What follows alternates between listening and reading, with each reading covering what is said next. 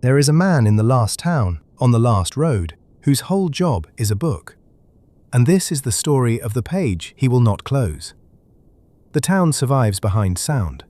Its roads run between tall posts, and every post carries a copper bell. Because the things that live in the dark beyond the wall keep their distance from a true bell. As long as the line rings, the road is a road.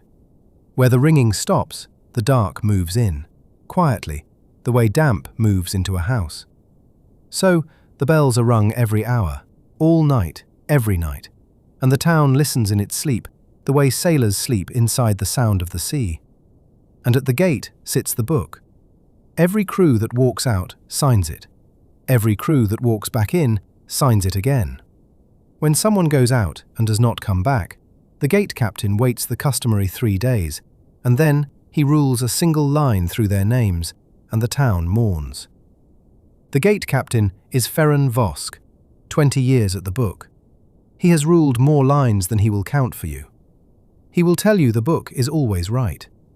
This story is about the one night it wasn't. 15 days ago, Post 9 went silent. Not cracked, not stolen, not storm-downed. The duty watch walked the safe stretch at first light and found the post standing, the bell whole, the rope sound. It simply was not ringing, and no one could say when it had stopped. The town has an old rule about silence. Out here, silence is not peace. Silence is the alarm. The tower posted its standing bounty the same morning, 25 rings in clean coin to any crew willing to walk the line, find out why, and ring Post 9 back to life.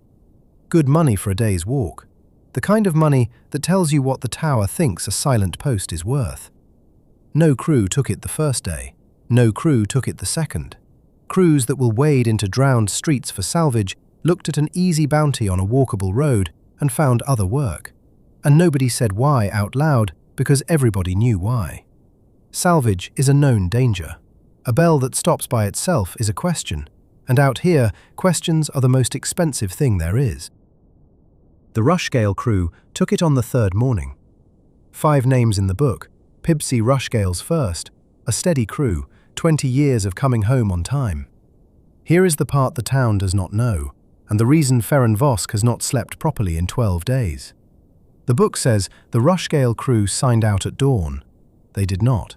They left before first light, through a gate that is not supposed to open before first light, because 2 other crews had been talking about the bounty in the drinking houses the night before, and Pibsy Rushgale wanted to be first, and Ferenc Vosk, for a quiet fee, unbarred the gate early. He had done it before. Everyone at that gate for 20 years has a price for small things, and a pre-dawn hour is a small thing. It was still full dark when the 5 of them went out. The hour when a bell line is at its lowest ebb. The hour the old rules were written against. Vosk watched their lantern down the road, took his fee to bed, and wrote dawn in the book. The book is always right. He wrote it down wrong. They rang their way out, the proper way, post by post. The watch heard them go, 8 true strikes, 9's silence, and then, faint with distance, 10. Working the line. By afternoon, nothing. By dusk, the gate stood open on an empty road. And that night, at the top of the hour, Post 9 rang. Clean, true, on time. The whole town heard it, and the drinking houses went quiet, table by table, as the sound came in off the flats. It rang again the next hour, and the next. It has rung every hour since, 12 days of hours, and the bell trained, the people raised in the tower, who know true tone the way you know your own name, say it is perfect. That is the word they use, and they do not say it like a compliment. Perfect. Never early, never late. Never a half strike, never a fumble, never the small human roughness of a cold hand on a rope in the dark. The town has started saying a thing it has never said before, quietly, over cups. The dark is learning the bells. Nobody has signed out for Post 9 since. The tower has not reposted the bounty.